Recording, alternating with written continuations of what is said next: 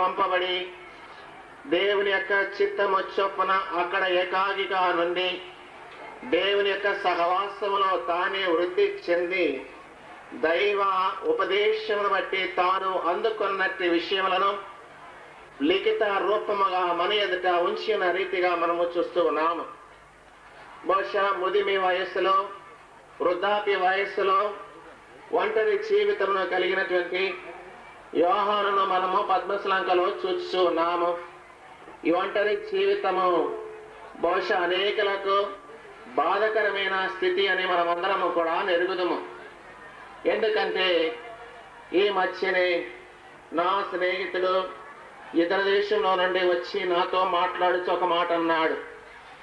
నాతో పాటు సహచారిగా పనిచేయుచున్న ఒక వ్యక్తి ఉన్నారు.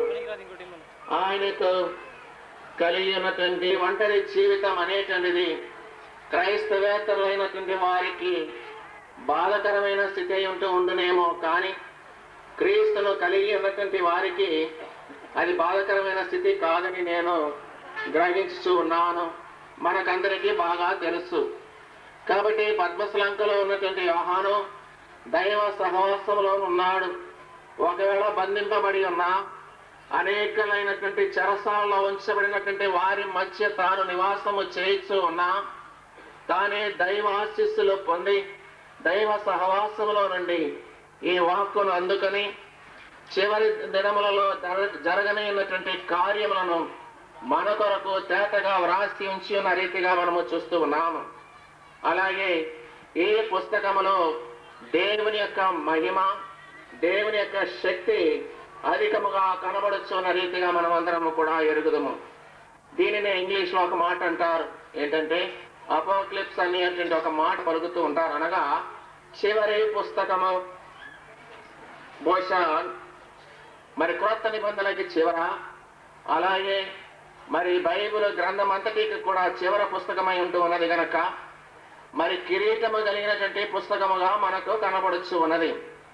అలాగే మరి కడవరిసారి చివరిగా ప్రభు యోహాను ద్వారా జరిగించినటువంటి కార్యములన్నిటినీ కూడా ఈ పుస్తకములో తాను రాసి పదిలపరచించిన రీతిగా మనము చూస్తూ ఉన్నాం. తన యొక్క వ్రాతలో చూపిస్తూ ఉన్నారు కనుక మనవనే ఆయన మానవుడుగా లోకంలోకి వచ్చారు. కాబట్టి ఆయన తన స్వకీయుల వద్దకు వచ్చాడు, కానీ ఆ స్వకీయులు ఆయనను ఎందుకని ఆయన మానవుడుగానే వచ్చాడు కనుక మానవులుగా కనబడుచున్నటువంటి యొక్క యూదులైన వారే ఆయనను అంగీకరింపలేదనేటువంటిది మనము చూడవచ్చు ఉన్నాము. కాబట్టి ఆ వాక్యము శరీరధారియే కృపాసత్య సంపూర్ణుడుగా మన మధ్య నివసించిన శరీరధారిని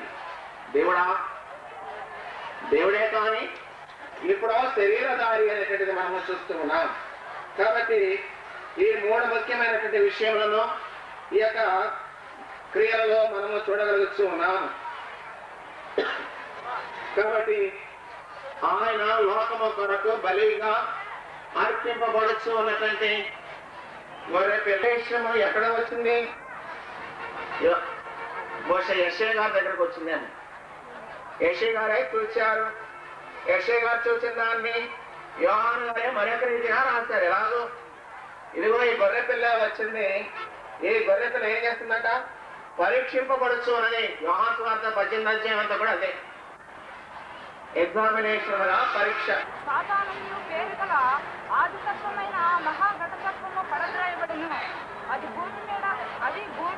వధింపబడిన గొర్రె పిల్ల 5:12.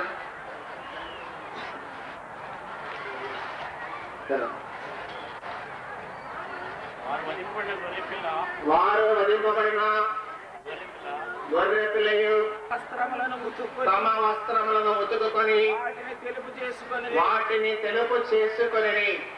కాబట్టి ఎప్పటి నుండి మా రక్షణకై స్తోత్రమని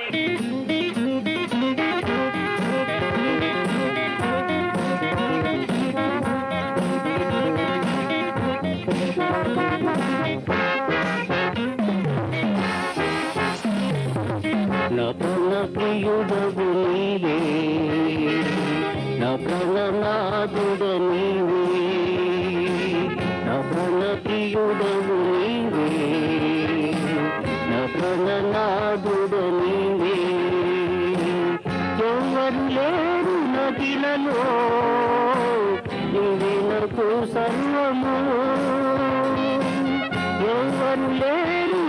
శ్రమలలో నా దేవా నా ప్రభువా యేసు, నా దేవా నా ప్రభువా యేసు,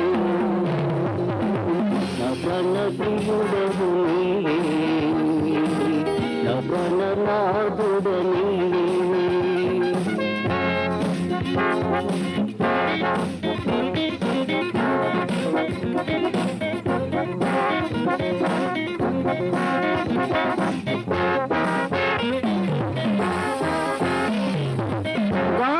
గాఢంధకారములో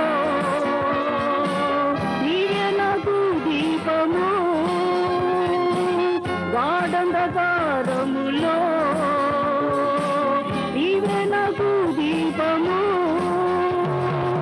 భీకర తుఫానులో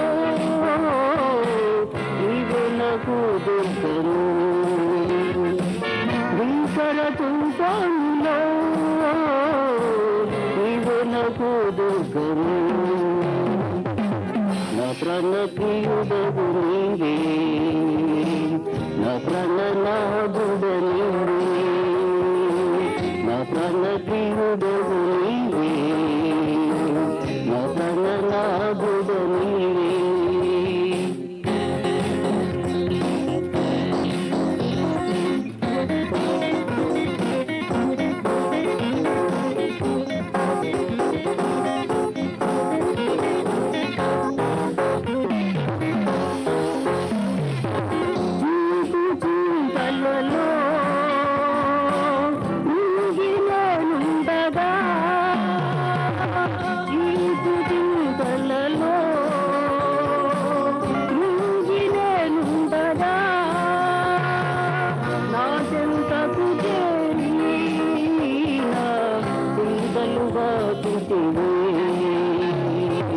నా చెంతకు చేరి నా చింతలుగా చూపివే, నా ప్రాణ ప్రియుడవు నీవే, నా ప్రాణనాథుడ నీవే, నా ప్రాణ ప్రియుడవు నీవే, నా ప్రాణనాథుడ నీవే. ఎవ్వరు లేరు నకిలలో నాకు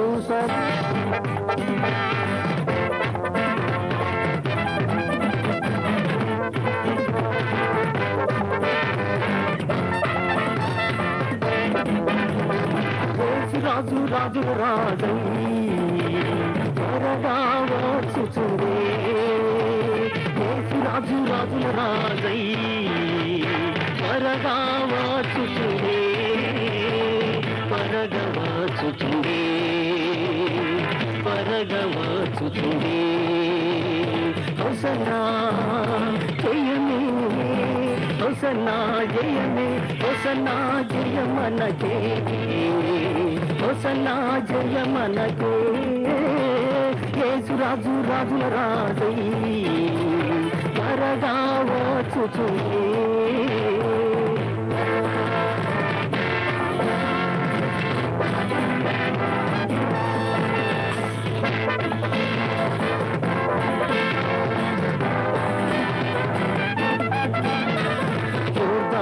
ఎదురైనా ఎర్ర సాంద్రము తొంగి పొరినా, యోర్దాను ఎదురైనా ఎర్ర సాంద్రము తొంగి పొరినా, భయము లేదు భయము మనదే, భయము లేదు భయము మనదే, విజయ గీతం పాడిదము.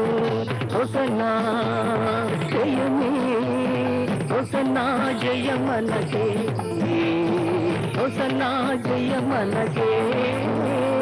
యేసు రాజు రాజుల రాజై త్వరగా వచ్చుచుండే.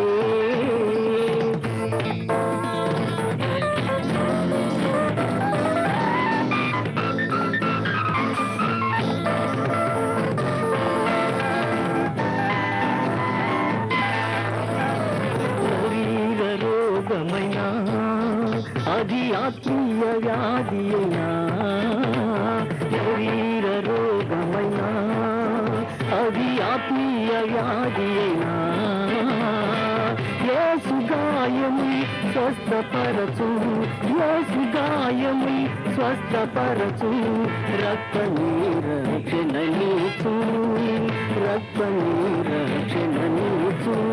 హోసన్నా జయమే, హోసన్నా జయమనకే, హోసన్నా జయమనకే.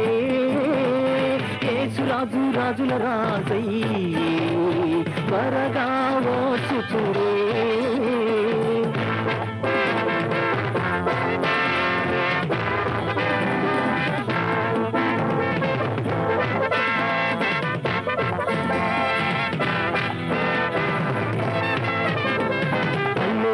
స్తుతి మహిమా ఎల్లప్పుడు, హల్లెలూయా స్తుతి మహిమా, హల్లెలూయా స్తుతి మహిమా ఎల్లప్పుడు, హల్లెలూయా స్తుతి మహిమా. యేసు రాజు మనకు ప్రభువై, యేసు రాజు మనకు ప్రభువై త్వరగా వచ్చుచుండే. హోసన్నా జయమే, హోసన్నా జయము, హోసన్నా జయమనకే, హోసన్నా జయమనకే. యేసు రాజు రాజుల రాజై త్వరగా వచ్చుచుండే, త్వరగా వచ్చుచుండే, త్వరగా వచ్చుచుండే. హోసన్నా జయమే, హోసన్నా జయమే, హోసన్నా జయమనకే, హోసన్నా జయమనకే, హోసన్నా జయమనకే. నా జీవం నీ కృపలో దాచేతివే, నా జీవిత కాలమంతా ప్రభువా నీవే నా ఆశ్రయం, నా ఆశ్రయం. జీవం నీ కృపలో దాచేతివే.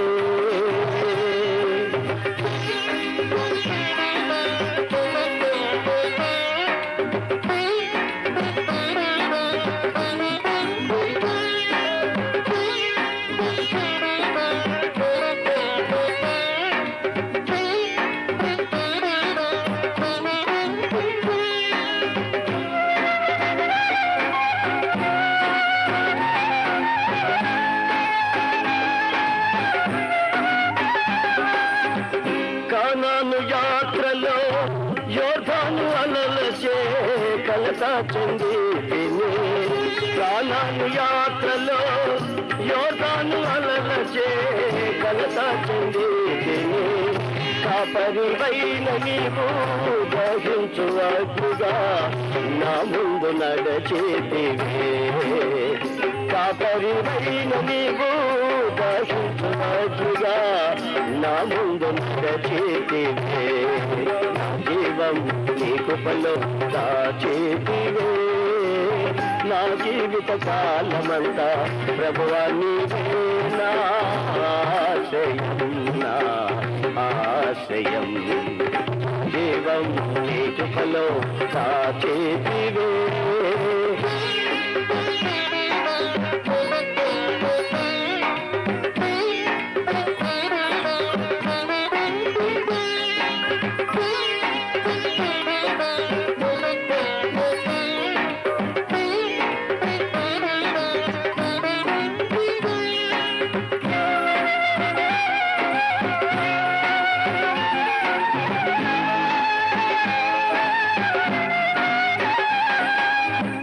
వాగ్దాన భూమిలో మృత సముద్రపు భయము నన్ను వెంటాడెను, వాగ్దాన భూమిలో మృత సముద్రపు భయము నన్ను వెంటాడెను.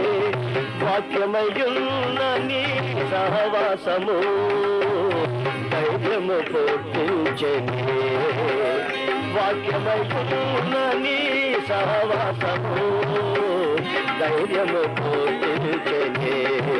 నా జీవం నీ కృపలో దాచేతివే, నా జీవిత కాలమంతా ప్రభువా నీవే నా ఆశ్రయం, నా ఆశ్రయం. జీవం నీ కృపలో దాచేతివే.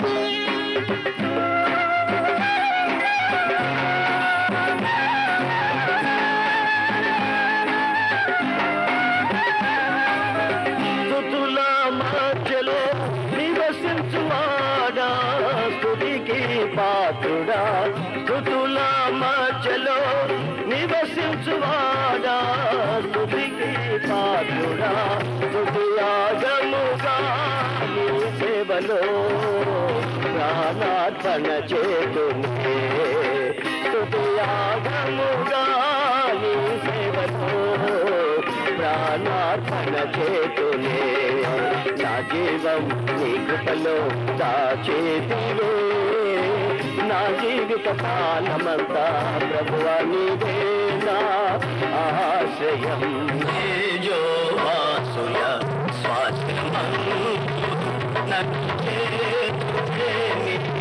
నిత్య సంకల్పమా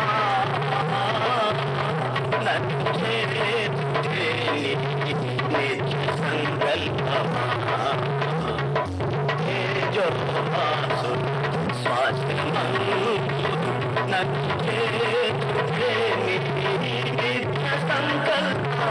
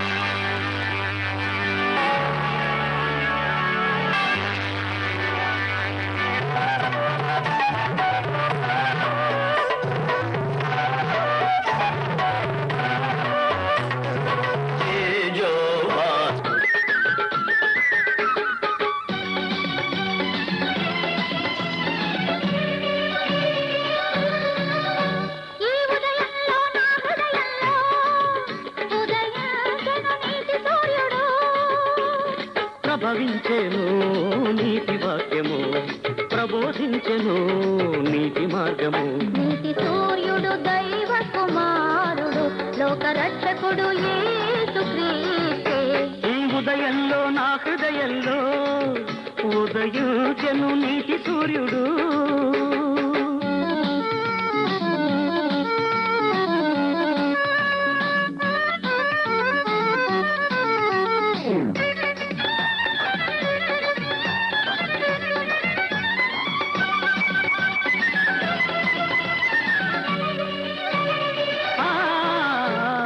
మధ్యాహ్నములో ఈ మండు టెండలో జీవరించెను నీతి సూర్యుడు.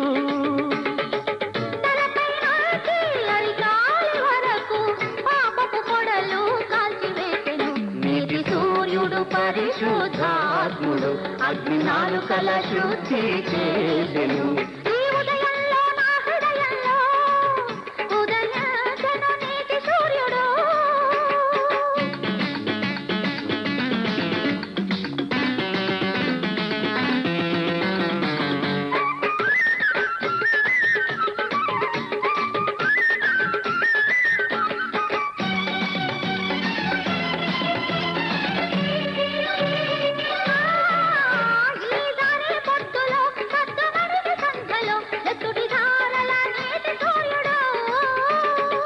రక్తవర్ణపు రక్షణ వస్త్రమై నన్నలరించెను అలంకరించెను.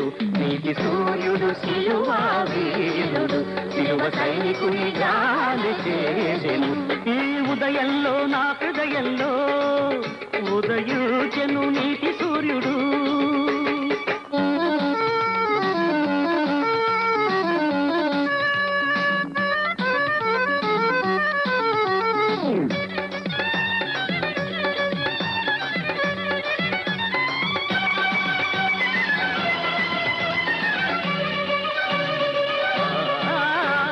రాత్రి వేళలో ఈ మసక తెరలలో నీతి సూర్యుడే నీతి చంద్రుడై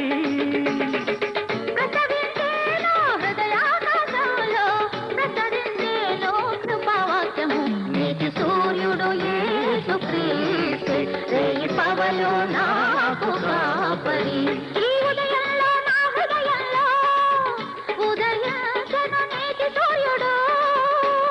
ప్రభవించెను నీతి వాక్యము ప్రబోధించెను నీతి మార్గము. నీతి సూర్యుడు దైవ కుమారుడు లోక రక్షకుడు యేసు క్రీస్తే. ఈ ఉదయంలో నా హృదయంలో ఉదయించెను నీతి సూర్యుడు.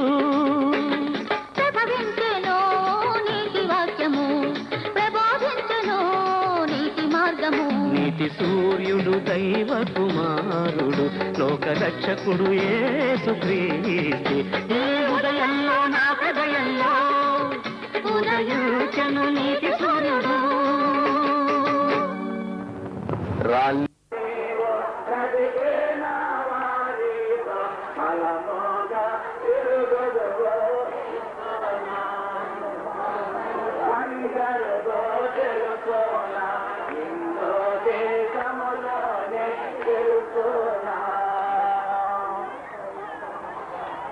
ప్రభు యొక్క ఆగమనం కొరకు ఎదురు చూస్తున్నా రాకడ సంఘమా ఆయన ఏ మేఘం మీద దిగువచ్చునో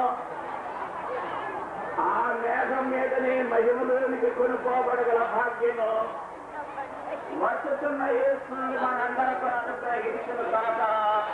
ఆమేన్.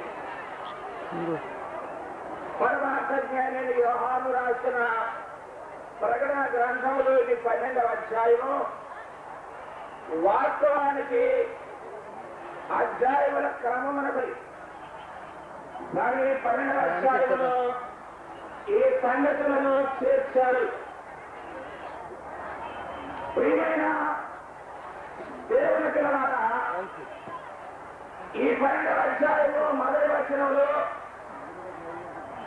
ఆత్మవశుడై దేవుని సాన్నిధ్యంలో ఉన్నటువంటి యోహాను గారు చూపుతూ ఉండగా ఒక స్త్రీ కనబడుతూ ఉన్నది.